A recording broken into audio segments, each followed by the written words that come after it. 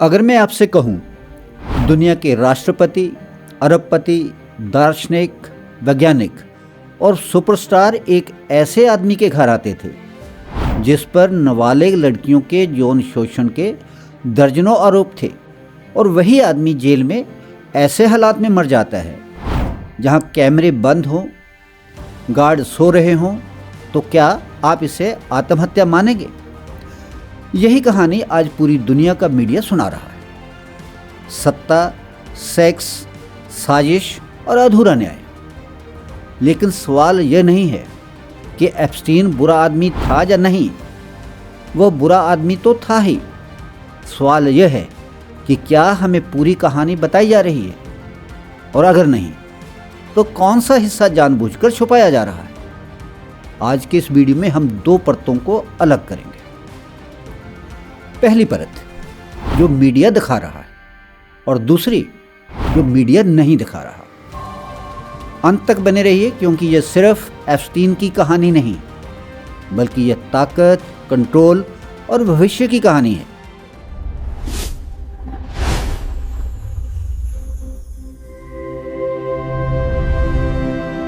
नमस्कार साथियों, मैं ओपी वशिष्ठ, रुद्रराष्ट्र चैनल पर आपका स्वागत है। पहले हम मीडिया द्वारा पेश की जा रही कहानी एप्स्टीन एज अ स्कैंडल से शुरू करते हैं। नंबर 1, साधारण सी शुरुआत परंतु खतरनाक दिमाग। जेफरी एप्स्टीन, जन्म 1953, ब्रुकलिन। पिता कचरा उठाने वाले, मां स्कूल स्टाफ। सरकारी स्कूल परंतु तेज दिमाग। 21 साल की उम्र में डॉल्टन स्कूल, जहां अमेरिका के सबसे अमीर लोगों के बच्चे पढ़ते थे, वहां स्टूडेंट्स को ट्यूशन देकर अपने स्कूल की फीस भी निकालता था। यहां से एप्स्टीन ने एक बात समझ ली, असली ताकत पढ़ाई में नहीं, नेटवर्क में होती है। नंबर 2, अमीरों की कमजोरी पहचानने वाला शिकारी। वॉल स्ट्रीट पहुंचा, काम औसत, लेकिन एक कला में माहिर। कला थी लोगों की कमजोरी पहचानना। उसने देखा अमीर लोग सबसे ज्यादा डरते हैं पैसा खोने से और इज्जत खोने से। यहीं से ब्लैकमेलिंग का साइकोलॉजिकल मॉडल तैयार हुआ। नंबर 3, गर्लफ्रेंड गिलन मैक्सवेल और हाई प्रोफाइल नेटवर्क। उसके पिता रॉबर्ट मैक्सवेल, जो ब्रिटेन के सांसद भी थे, और वहां से मिला मीडिया, राजनीति, एलीट क्लास का दरवाजा। एप्स्टीन का नियम साफ था, कनेक्शन बनाओ, उनकी कमजोरी समझो और उसे ताकत में बदल दो। नंबर 4, अरबों की संपत्ति और रहस्यमयी क्लाइंट्स। एप्स्टीन कहता था, $1 बिलियन से कम वाला मेरा क्लाइंट नहीं। वह ऐसे लोगों से बात तक ना करता था। Private jets, private islands, white house तक पहुंच थी। Bill Clinton, Prince Andrew, Michael Jackson, Bill Gates, Hollywood, tech giants. Media बस इतना बताकर रुक जाता है। नंबर 5, अपराध, गिरफ्तारी और अधूरा न्याय। 2005 फ्लोरिडा में 30 से ज्यादा नाबालिग पीड़ित लड़कियां। FBI जांच, सबूत, सीक्रेट डील, 13 महीने में रिहाई। पीड़ितों को बताया तक नहीं गया। क्यों? क्योंकि बहुत सारे ताकतवर नाम खुद फंस सकते थे। नंबर 6, जेल में मौत और मीडिया का फुल स्टॉप। 2019 एप्स्टीन गिरफ्तार, फिर मौत। कैमरे बंद, गार्ड सो रहे।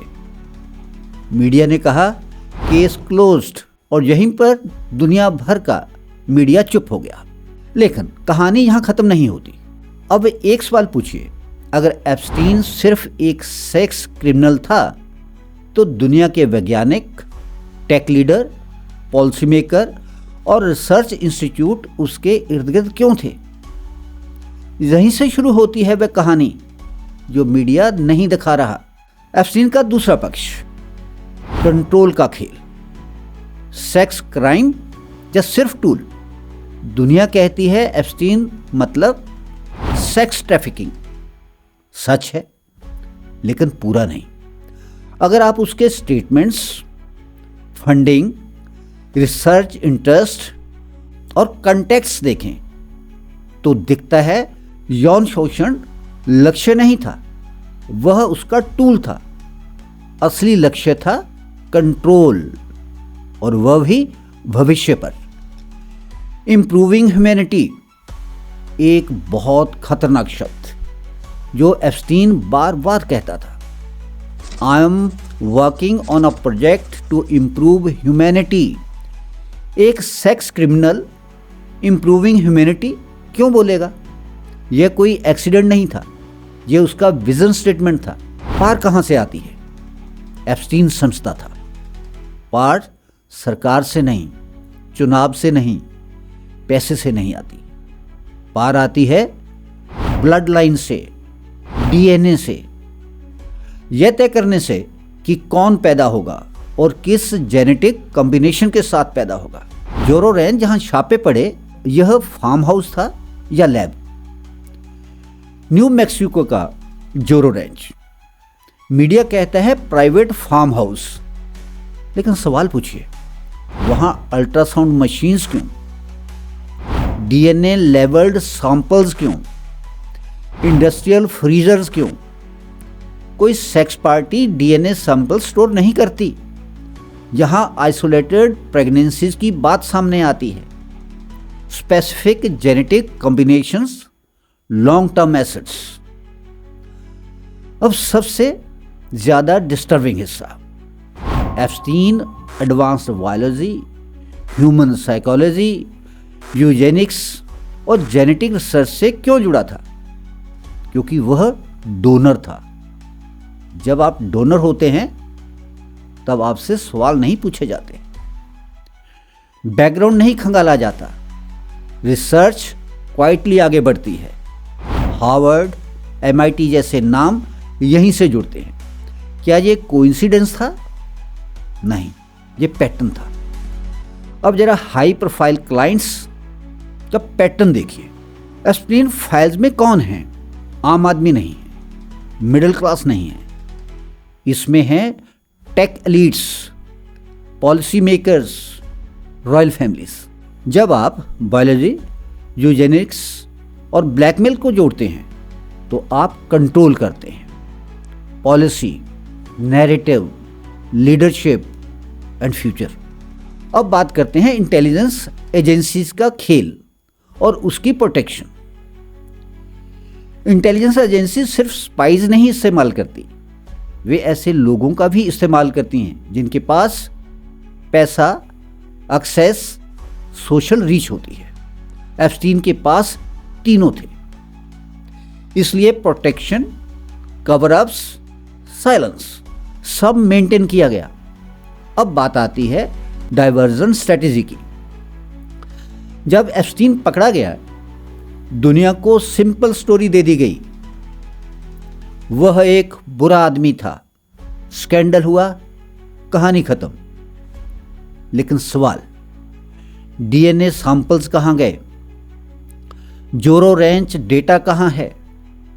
वे बच्चे कहां हैं? कोई जवाब नहीं है, क्योंकि इन सवालों से पूरा प्रोजेक्ट एक्सपोज हो जाता। आज दुनिया इंजीनियर्ड फ्यूचर की बात कर रही है, designer humans, controlled leadership. Epstein अकेला नहीं था, वह सिर्फ एक नोड था एक बहुत बड़े सिस्टम का। और मीडिया, उसने हमें सिर्फ वही दिखाया जो दिखाना सुरक्षित था।